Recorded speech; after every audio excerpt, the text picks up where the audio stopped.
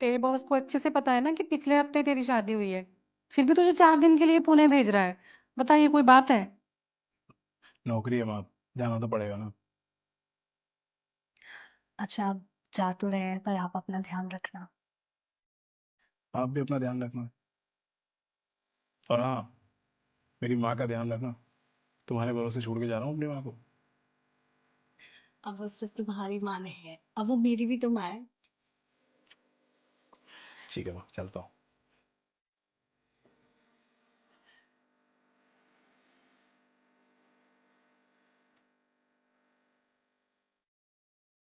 माँ जी, खाने का टाइम हो गया है। आज मैं चाहती हूँ कि आपकी पसंद का कुछ बनाओ। बताइए क्या पसंद है आपको? अरे बेटा, तू अपनी पसंद का बना लेना। अरे बताइए ना, आज कुछ आपकी पसंद का बनाऊंगी। मेरी पसंद?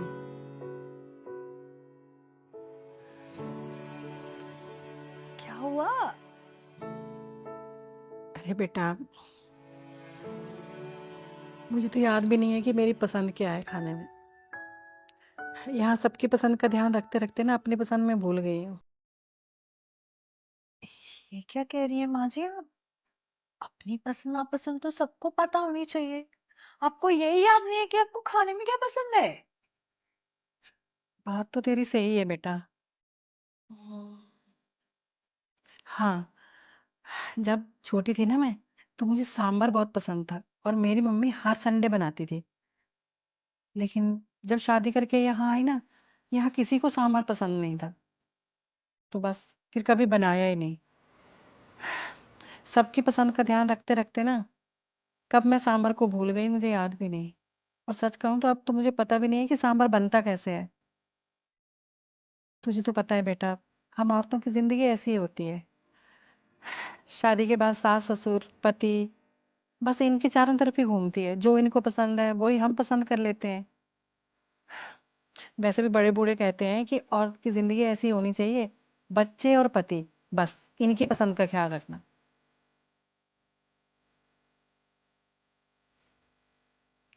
बिल्कुल सही कह रही हो आप। शादी के बाद ना औरतें अपनी पसंद नापसंद सब कुछ भूल जाती है। क्या खाना है, कब मुस्कुराना है, क्या पहनना है, सब कुछ दूसरों के हिसाब से करती है, दूसरों की पसंद से करती है।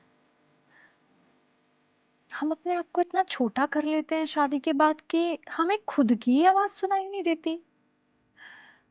हम औरतों में ना एक चिंगारी होती है जो शादी के बाद बुझ जाती है। वो चिंगारी ना कभी बुझनी नहीं चाहिए, हमेशा जलती रहनी चाहिए। इसलिए अपने लिए जीना बहुत ज़रूरी है।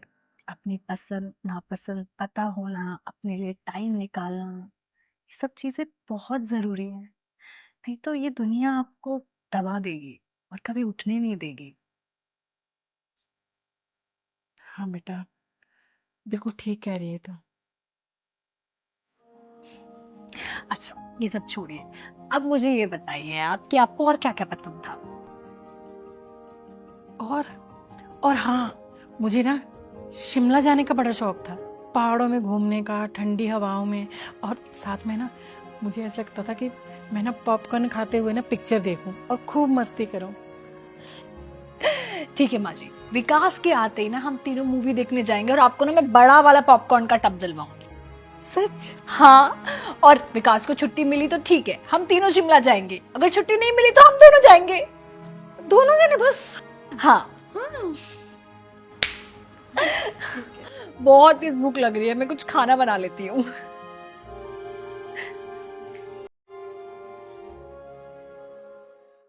बेटा, रिया का तो मन ही नहीं लग रहा था तेरे बिना।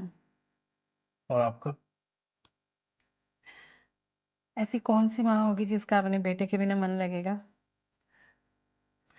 माँ, मैं अपनी ख्वाहिशें पूरी करने में इतना बिजी हो जाता हूँ कि आपकी ख्वाहिशों के बारे में कभी मैंने सोचा ही नहीं।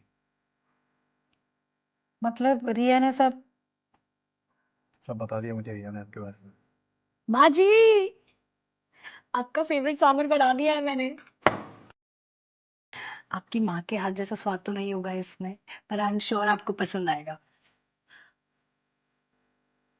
अरे वाह, सच में बहुत अच्छा है। क्यों? जल्दी से डिनर कर लेते हैं वहाँ, उसके बाद मूवी देखने में तो चल रहा है हमें। जिस माँ के पास ना तेरे जैसा बेटा और रिया जैसी बहू हो ना, तो उस माँ की ख्वाहिशें तो वैसे ही पूरी हो गई।